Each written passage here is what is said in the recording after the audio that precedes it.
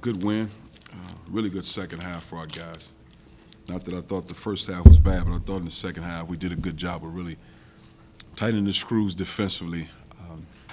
Because the one thing we talk to our players about, that they make tough shots look easy, and they'll make them consistently. So, and it seems as if our guys after that first half had a look on their face in the locker room like, man, those are tough shots. Which we said they'd be tough shots, but I guess you have to go through it to realize it.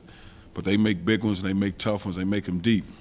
And then when they have those four guards out there with Oleka as their five, they're really tough to defend, because now it puts Ivan and King in tough situations with their movement and their ability to shoot the ball. But I thought in the second half we really buckled down. I thought Jabari did a tremendous job in defending Graham and accepting that challenge as well.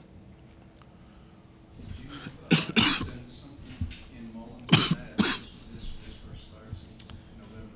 Well, I just felt like it was right to put him back in the lineup because he didn't lose his position. He went home, and I didn't think he was playing at the level. I didn't have his legs on him until right now. I just felt like it was right to put him back in the lineup.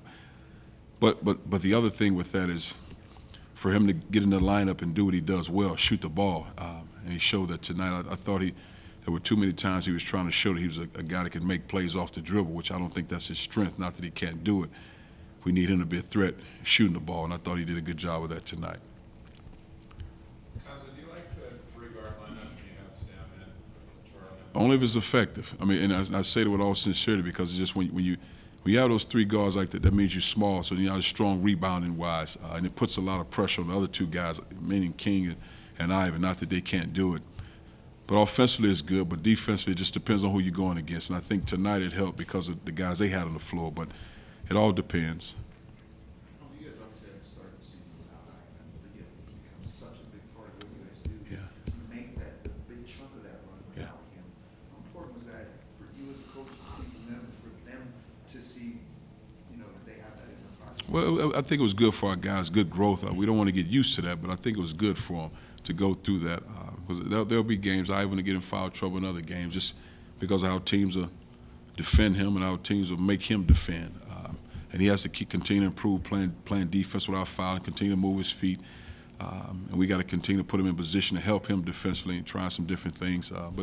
But he'll deal with that because he's a target on both sides of the ball. But I thought it helped our guys just to be able to play. And just the growth of Kingsley helps in a lot of ways. Even though he's not a guy you pound the ball into, he can make plays. He's really improved. And it just when he's not as hard on himself, you can see his production offensively.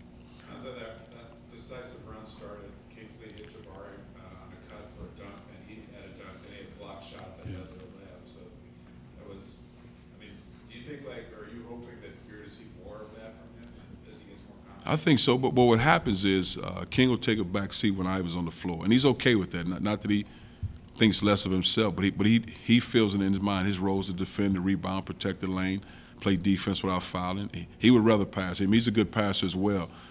So when he makes those passes, that's what he likes to do. So we fight him all the time just to be aggressive offensively. But I think he's come a long way, and he's still got ways to go, and he'll continue to get there.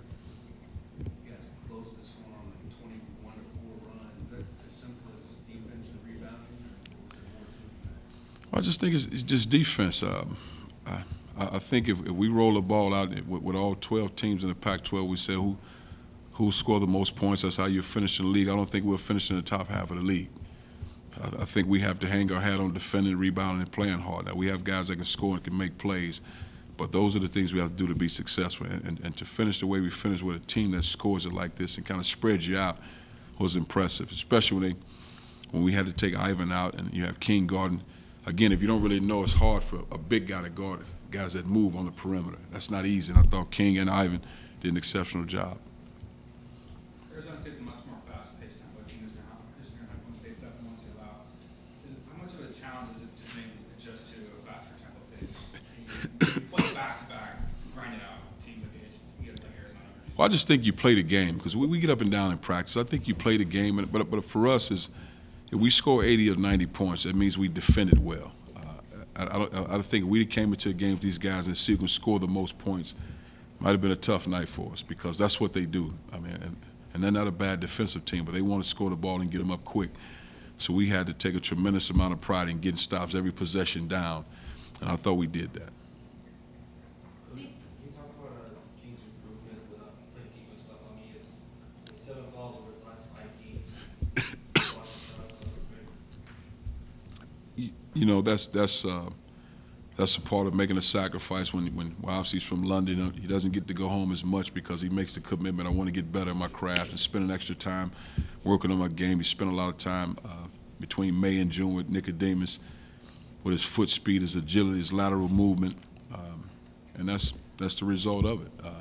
And again, a lot of his stats doesn't show up as far as the numbers, but when you have a guy that alters 6 or 7 shots and he makes guys make an extra play they're not accustomed to making on those bigs, get around the rim, they shoot it quick as opposed to taking the time and landing up. He does so many things. I mean, I think he's probably the best rim protector in the country. He might not be the leading shot blocker, but he's the best in the country at protecting that rim, in my opinion, because he does it without fouling. Anything else for Coach? Yeah, I have one more thing, Coach. So when you have Grant on the perimeter and he's shooting a ball like that, that seemed to take a lot of pressure off of Charlie. Yes. Maybe things a little bit easier for him now. I think so. But that's the key. You want Grant because Grant and Jabbar, they can shoot the ball, and Charlie shoots it well. But I think what happened with Charlie would rather get 10 assists. Charlie can score the ball, but what happens is, again, when you're shorthanded early in the season, he has to score for us. I mean, we need him to score.